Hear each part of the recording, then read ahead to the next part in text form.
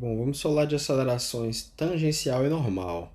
Ou seja, considerar a possibilidade de uma aceleração tangencial significa que nós temos que pensar na possibilidade de uma mudança no módulo da velocidade tangencial, ou seja, da velocidade linear. Né? Então, significa necessariamente que o movimento passa a ser um movimento não uniforme. Tá bom?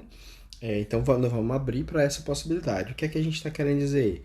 Que no instante t, o módulo da velocidade v pode ser, por exemplo, bem menor do que no instante t mais ΔT, que é mais ou menos o que a gente desenhou aqui. Tá? Então vamos considerar essa possibilidade. Bom, nesse caso, nós vamos ter a aceleração centrípeta que nós já calculamos antes. Né? O que acontece é que antes o nosso ΔV estava aqui em cima do círculo, isso aqui era ΔV, tá? E agora não é mais, isso aqui é só um pedaço do ΔV. Né? Quem que é o nosso ΔV? O nosso ΔV agora é esse cara aqui, mais esse cara aqui. Né? Então o ΔV ele é Q', né? ΔV é Q', mais Q'P', né? Então tem essas duas componentes, perdão. Né? Então nós vamos agora considerar essas possibilidades. A componente Q'Q' nós já calculamos. Essa parte centrípeta aqui, ela aponta na direção radial e para dentro, tá? E a gente sabe que o módulo dela é dado por V, que é esse raio aqui. Esse raio aqui é V, né? Essa distância daqui para cá é o módulo da velocidade v, que é igual a essa distância aqui, daqui para cá, que é igual a distância em qualquer ponto aqui em cima desse arco de círculo, tá? Então, isso aí a gente já calculou, é v vezes Δθ, tá? E aí, só que agora a gente vai chamar essa componente de radial. Nós vamos colocar aqui um índicezinho, porque tem a outra, né? Ela não vai ser mais a única. E nós já vimos que essa aceleração é ômega ao quadrado vezes r, ou v ao quadrado sobre r, e ela aponta na direção menos r, tá bom? E só reescrevendo isso aqui, isso é r vezes dθ dt, que é ômega, né? dθ dt, vezes, que é ômega ao quadrado. Só que ela agora não é mais aceleração total, ela é apenas a parte centrípeta da aceleração, uma vez que o movimento não é mais uniforme. Falta quem que falta a gente calcular? Bom, agora falta a gente calcular esse rapaz aqui, que é Q', é P', ou seja, essa distância daqui para cá, tá? Essa parte verde. Bom, aqui, pessoal, deixa eu tentar fazer um pouquinho mais bonitinho. Aqui, pessoal, é importante você ter em mente o seguinte, que esse Δθ é bem pequeno, tá? Então tem algumas aproximações que a gente pode fazer, porque no final a gente vai tomar esse limite indo para zero, né? Então, note, a distância, essa distância aqui, de P até P', né? Ela é o módulo do V, ou seja, esse cara aqui, né? É o V em T mais ΔT. A distância de P até Q é o V de T. E o nosso ΔV, deixa eu procurar uma outra cor para o ΔV. O nosso ΔV agora é esse rapaz aqui. Vou colocar de azul. O nosso ΔV agora é esse rapaz aqui, que vai daqui até aqui. Quando o ΔT for bem pequeno, tá, nós podemos fazer a seguinte aproximação. Nós podemos considerar, imaginar aqui um círculo centrado nesse... não ficou legal essa posição do círculo.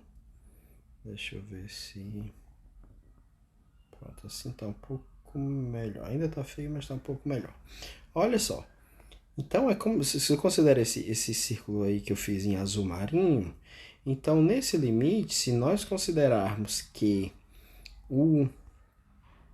essa distância de P' até Q é o módulo de ΔV, e nós considerarmos como sendo igual a essa distância aqui, ó, de P' até Q', né, isso não vai, no erro não vai ser muito grande. E qual é a utilidade de fazer isso? A utilidade é porque a distância de P' até Q' nada mais é que a diferença do tamanho desse vetor com o tamanho desse, né? Por quê? Porque de P até P', nós temos isso aqui. E de P até Q' é isso aqui. Então, a diferença vai ser esse cara aqui, que é o nosso ΔV. Né? Então, o ΔV aqui é simplesmente o módulo de V em T mais ΔT menos o módulo do V de T. Né? Isso aí, agora, fazendo essa aproximação, né, nós vamos considerar o Q. Nós vamos considerar o Q', e agora nós vamos colocar o índicezinho θ aqui, por quê? Porque essa variação ocorre nessa direção aqui. E essa direção aqui é a direção θ, ou seja, essa mesma direçãozinha aqui. Tá? Então, essa nossa variação ocorre na direção θ, nós vamos dar a ela o índice θ, e o tamanho dela é a diferença entre o módulo de V em T mais ΔT e o módulo de V em T. Tá? Ou seja, é o quanto a velocidade linear, ou seja, a variação do módulo da velocidade linear, tá? Mas como é um vetor, a gente tem que dizer qual é a direção. E qual é a direção? A direção é tangencial e no sentido anti-horário, ou seja, a direção em θ. Tá? Se agora a gente tomar o limite desse cara, nós vamos ver que a aceleração em θ é simplesmente dv dt. É simplesmente a derivada em relação ao tempo do módulo da velocidade. Ora, mas v é ômega-r. R é constante. Então, a aceleração é simplesmente R vezes d ômega dt, esse cara aqui, R d ômega dt, que é igual a R d2θ dt2, tá bom? Então, isso é simplesmente a nossa aceleração. E aí surge uma coisa interessante. Essa derivada segunda do ângulo θ em relação ao tempo, que nós vamos chamar de aceleração angular, que é o alfa. Tá? Então, se a gente combinar agora as expressões para a parte radial e para a parte tangencial, a nossa aceleração total, né, considerando a componente tangencial e a componente normal, nós vamos ter a aceleração componente radial, menos ômega 2 vezes R, menos R vezes dθ dt2, menos V ao quadrado sobre R. Tá? 3 formas de você escrever a aceleração radial.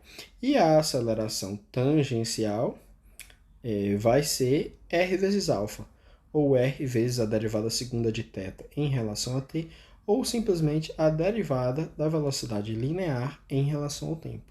Tá bom? Um exemplo, onde é que a gente pode estudar isso, por exemplo? Bom, o exemplo mais simples é uma espécie de movimento circular uniformemente variado. Bom, se a gente fizer isso, como o movimento é, por definição, uniformemente variado, então a sua aceleração alfa é constante.